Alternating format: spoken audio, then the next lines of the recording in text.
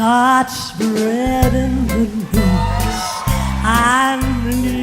I'm the writer and director of Village Voices. So when I first moved to New York, it was so exciting to be in a city that was really at the heart of the gay movement, and as a gay man to come here and really kind of feel embraced by the community and experience it for all that it was just really incredible. But then in the summer of last year, I heard about Mark Carson, who was a gay man, and he was shot and killed in the West Village. So I started kind of thinking about that and why this might have happened, and I started talking to people in this West Village to get their perspectives, and then I just discovered these stories of people that live here or work here, and they were just so fascinating that I wanted to put them together into a play so that other people could experience these stories.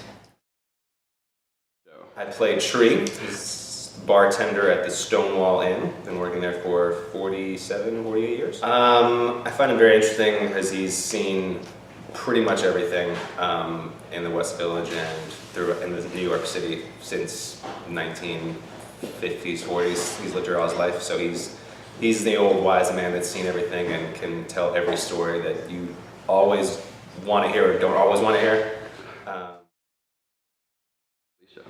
Alicia is a male to female transgendered person, and she's struggled quite a little bit in her life, her very young life, but I think she's very resilient and she's a very powerful character, so I'm really, really happy to be playing her.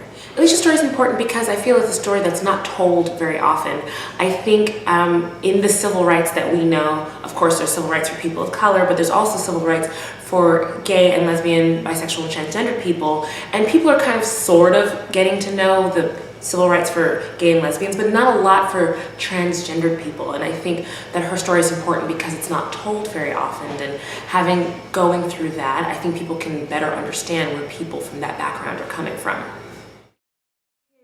She actually does something. Like, I think a lot of people see injustices and just talk about it, but she's kind of an amazing woman who went out there and did something about it. She's pretty awesome. Well, first of all, I think it's interesting that he's a pastor and he's gay. I also think it's really cool that he's the pastor of the church on Christopher Street, which is right at the heart of where gay pride began, the Stonewall. I play Daniel. He's a young gay man living in New York City who happens to be homeless. Well, I kind of relate to him a lot growing up in the South and being gay in the South. We are very different from each other, but just knowing how it is growing up in the South and what problems can come with that, it's just very interesting, and I just love getting to know this person a little bit more. It's been in development for 1.5 years, a little more, and I feel like now we're finally getting to the stories that I think really represent this movement in the most interesting light. It's great because it's not preachy. It's more of like opening up the curtain, showing you these people as people, because we are people. So I find it interesting because I learned a lot working on it that I didn't know about, and I think it's really important to tell these stories that I don't know, that I think a lot of my friends don't know, that most people don't know, that really should be told. What really attracted me to it was the fact that it's real people and it's actually real stories, and I think sometimes you see plays about this subject matter and it doesn't feel like you can relate to it as much, but we've got a variety of characters, and every audience member will find something in someone that they can relate to, whether they're gay themselves or not. I think it's really interesting. What's interesting to me about the show as a whole is the way it brings the entire queer community together. Gosh, what is interesting about the show?